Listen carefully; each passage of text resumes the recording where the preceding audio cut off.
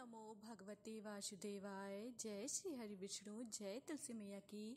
आप सबको देव उठनी एकादशी की बहुत बहुत बहुत शुभकामनाएं। और जैसा कि हम श्रवण कर रहे हैं कार्तिक मास की सारी कथाओं का, तो आज हम कार्तिक मास के 27वें अध्याय का श्रवण करेंगे।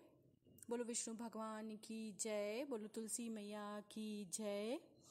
कृष्ण नाम का अप्सरा, कृष्ण नाम का ध्यान, 27वां अध्याय अब लिखने लगा महान। बोलो विष्णु भगवान की जय।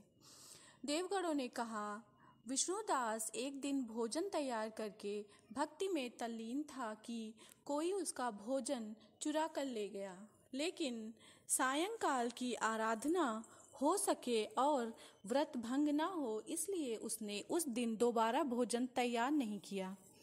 श्री नारद जी ने कहा, हे राजन, इस तरह लगातार 7 दिन तक कोई उसका भोजन चुराता रहा। तब वह परेशान होकर सोचने लगा कि यह तो बड़ी विचित्र घटना है कि ना जाने कौन हर रोज मेरा भोजन चुरा कर ले जाता है। फिर भी इस देव स्थान को छोड़ना नहीं चाहिए।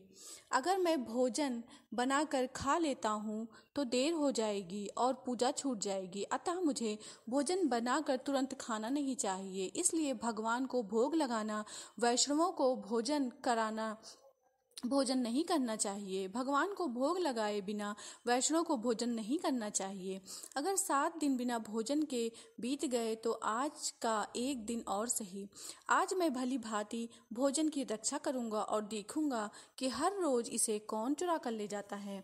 ऐसा सोचकर विष्णुदास भोजन तैयार करके छिप कर बैठ गया। उसने थोड़ी देर बाद देखा कि वहां पर एक चांडाल आया, जिसका शरीर बहुत दुर्बल था। उसके शरीर पर केवल चमड़ी ही चमड़ी दिखाई दे रही थी। जब वह चांडाल भोजन चुरा कर चल दिया तो विष्णुदास ने उसे पुकारा, भाई, यह रूखा भोजन ले जाकर क्या करोगे? घी तो लगा लेते। ऐसा कहकर विष्णुदास आगे बढ़ा। विष्णुदास को अपनी ओर आता देखकर वह चंडाल तेजी से दौड़ने लगा। वह ब्राह्मण से डर गया, लेकिन दुर्बलता के कारण दौड़ न सका और भूमि पर गिर गया और मूर्छित हो गया। चांडाल को मूर्छित देखकर विष्णुदास शीघ्र उसके पास पहुंचे और अपने वस्त्र से उस पर हवा करने लगे। इसके बाद उसने जो कुछ देखा उसे देखकर वह आश्चर्यचकित रह गया।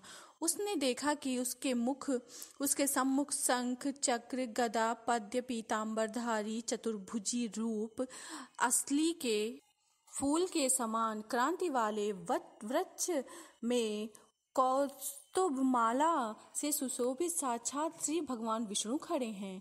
भगवान का दर्शन करके सात्विक भाव से युक्त विष्णुदास उनकी स्तुति तथा प्रणाम कुछ न कर सका। वहीं पर सब इंद्र आदि देवता भी उपस्थित हो गए और गंधर्व तथा अप्सराएं आकर गीत गान और नृत्य करने लगीं। विष्णु भगवान ने अपना स्वरूप ब्राह्मण को प्रकट कर उसका आलिंगन किया और दिव्य विमान पर बैठकर उसे बैकुंठ ले गए। दिव्य विमान में विष्णुदास को भगवान विष्णु के साथ जाते हुए देख चोल राजा ने भी देखा। उसने अपने गुरु आचार्य मृदगल से कहा, मैंने जो यज्ञादि किए वे सब व्यर्थ हुए। जितनी दान दक्षिणा मैंने ब्राह्मणों को दी थी वह असफल हुई।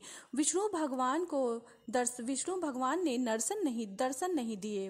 विष्णुदास ब्राह्मण ने केवल श्रद्धा से भक्ति की, उसके प्रभाव से विष्णु भगवान ने आकर उसको दर्शन दिए। इसलिए भक्ति ही सर्वोपरि है। मुझे भगवान के दर्शन के लिए राजकाज त्याग कर भक्ति करनी चाहिए।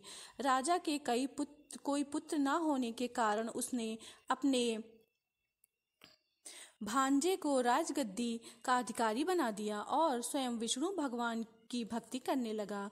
बहुत समय तक भक्ति करने के बाद भी भगवान विष्णु ने दर्शन नहीं दिए तो वह अग्निकुंड में कूद गया। अग्नि में प्रकट होकर विष्णु भगवान ने राजा को गोदी में उठा लिया और कहा, मैं तेरे त्याग और भक्ति से प्रसन्न हूँ। उसका आलिंगन कर राजा को दिव्य विमान में अपने साथ बिठाकर बैकुंठ ले गए। विष्णु जी ने अपने समान स्वरूप वाले विष्णुदास को पुष्पशील और राजा चोल को सुशील नाम देकर दोनों को अपना द्वारपाल बना दिया। बोलो विष्णु भगवान की जय, तुलसी मैया की जय। कार्तिक मास का 27वां अध्याय समाप्त।